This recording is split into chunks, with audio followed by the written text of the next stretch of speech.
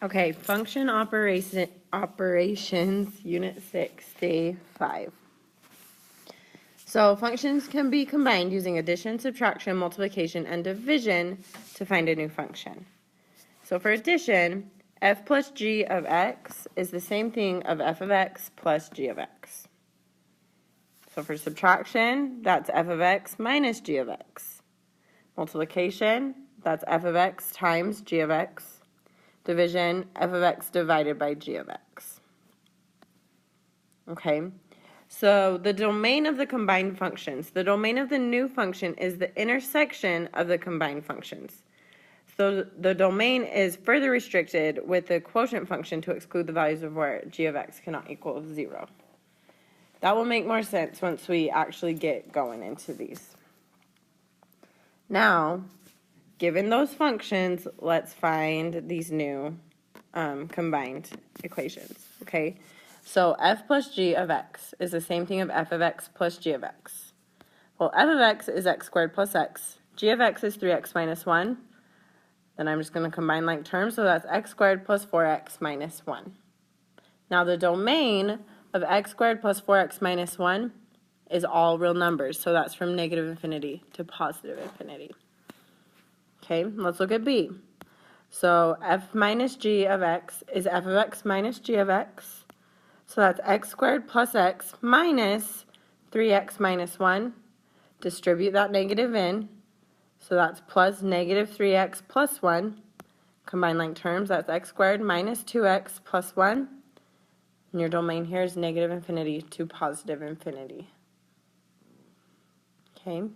F times g of x is f of x times g of x. So I have x squared plus x times 3x minus 1. I'm going to use distribution here. So I get 3x cubed minus x squared plus 3x squared minus x. Combine like terms, you get 3x cubed plus 2x squared minus x. And the domain there is negative infinity to positive infinity.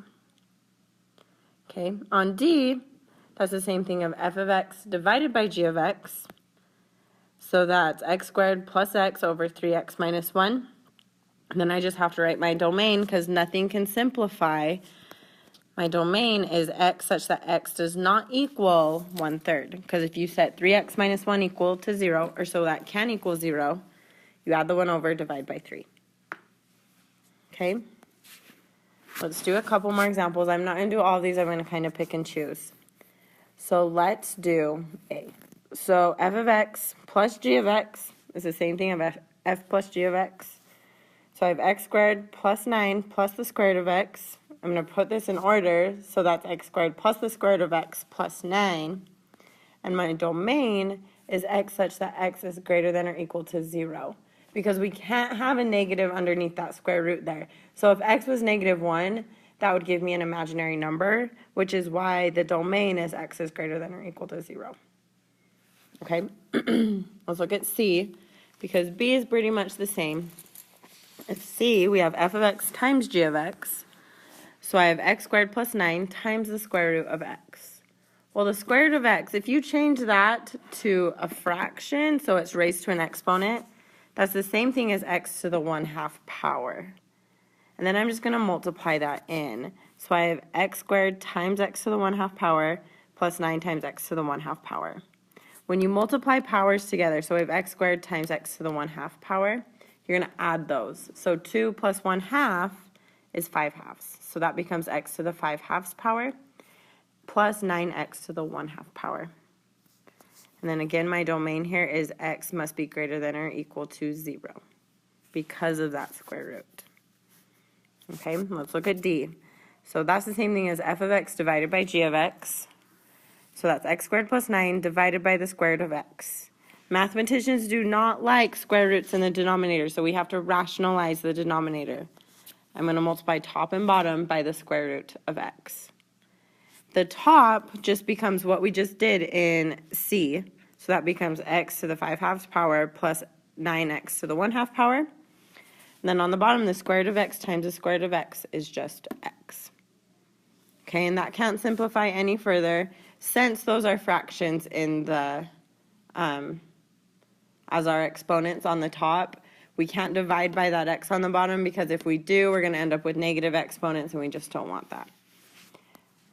Okay, then here, my domain is x must be greater than 0.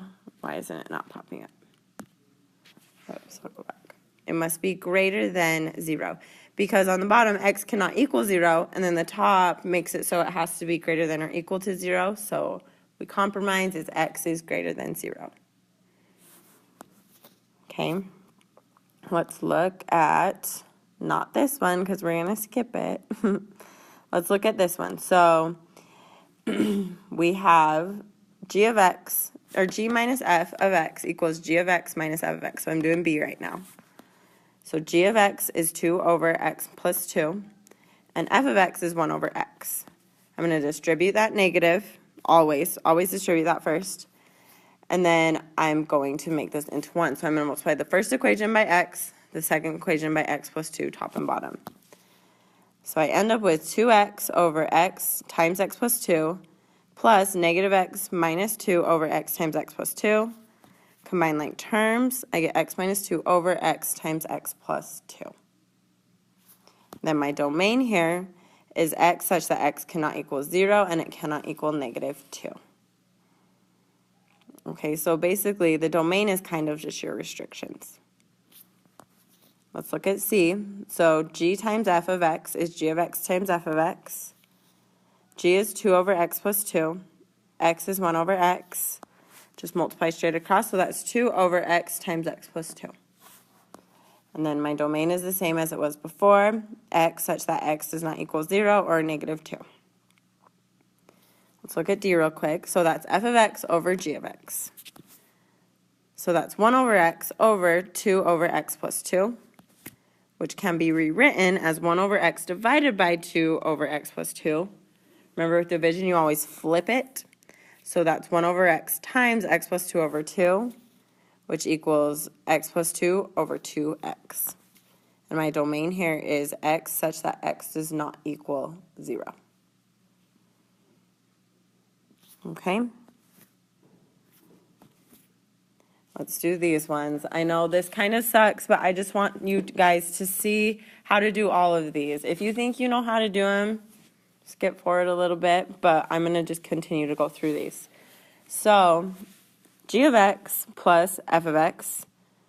So that's the square root of x minus 2 plus the square root of 6, or x plus 6. That can't simplify any further. And my domain is x is greater than or equal to 2.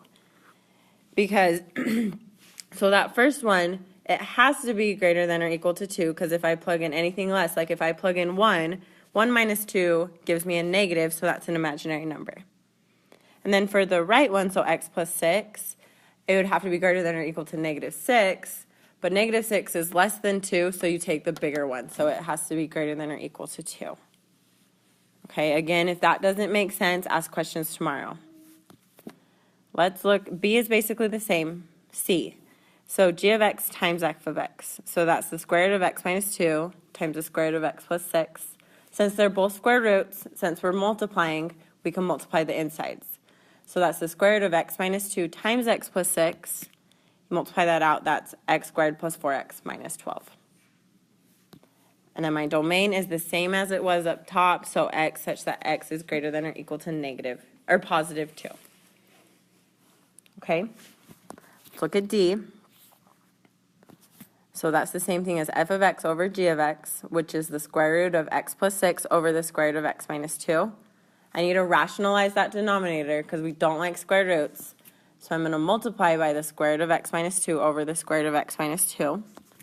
For the top, I get what I just did in C. So I get the square root of x squared plus 4x minus 12.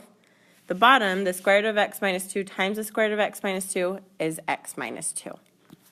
So my domain here is x such that x is greater than 2. Okay, because it can't equal 2 like it could before. Okay, now these ones. So now I have to evaluate at an actual value. So I have g plus f of 5.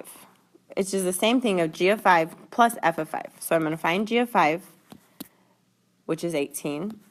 I'm going to find f of 5, which is negative 21. Now 18 plus negative 21 is negative 3. So the answer to that is negative 3. Okay, let's look at D. So that's the same thing as f of 2 over g of 2. Well, f of 2 is 0. G of 2 is 12. So that's 0 divided by 12, which equals 0. Okay, those are pretty straightforward. I think you should be able to figure those out. I'm not going to do B and C. Okay, now composition of functions. So another method to combine functions is called composition. So given f of x and g of x, the composition is defined as f of g of x. Another way to write that, and this is the way I like to write that, is f and then of g of x. So basically, we're putting g of x, whatever that function is, into all the x values for f. Okay, here's just another way to describe it. So the domain is the composition of f of g of x is the domain of g such that g of x is the domain of f. That's just a little visual. Okay, let's go into this. So f of g of x, I'm going to rewrite that. So that's f of g of x, which means I'm going to plug in x squared minus 4 into f of x because g of x equals x squared minus 4, so I'm just going to put that right into there.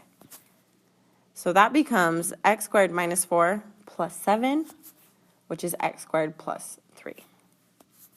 And I think I forgot to write, oh no I didn't. So the domain is negative infinity to positive infinity for that one. Okay, if we look at B, that's the same thing as g of f of x, which equals g of x plus 3. And plug x plus, or not x plus 3, x plus 7. Plug x plus 7 into there, so I get x plus 7 squared minus 4, which is x plus 7 times x plus 7 minus 4, which is x squared plus 14x, that should be 14x, not 15, plus 49, and then minus 4. So that should be x squared plus 14x plus 45. This should be 14, 14x right there. Okay? And the domain is negative infinity to positive infinity. Okay, I'll just do a couple more. So f of g of x is the same thing as, you can just rewrite it that way, which is f of x over x plus 1. So I'm just going to plug that into f of x. So I have 3 minus x over x plus 1. I'm going to distribute the negative, put that first one over 1. Then I'm going to multiply that first equation by x plus 1. So I get 3x plus 3 over x plus 1 plus negative x over x plus 1. Combine like terms, so you get 2x plus 3 over x plus 1. And the domain is x such that x cannot equal negative 1. Now if you go to this one, so that's g of f of x, which is g of 3 minus x. So we're just going to plug that in. So that's 3 minus x over 3 minus x plus 1, which is negative x plus 3 over negative x plus 4. The domain is x such that x cannot equal positive 4. Okay, we're going to skip examples 3 through 5 because I don't think we need to go over a bunch of those. I'll answer your questions in class if you're still confused. But let's do these ones. So we need to evaluate each function at those values. So f of g of 3 is the same thing as f of g of 3. So I'm going to find what g of 3 is. G of 3 is 3 plus 1, which equals 4. So then I'm just going to replace g of 3 with 4. So that's f of 4.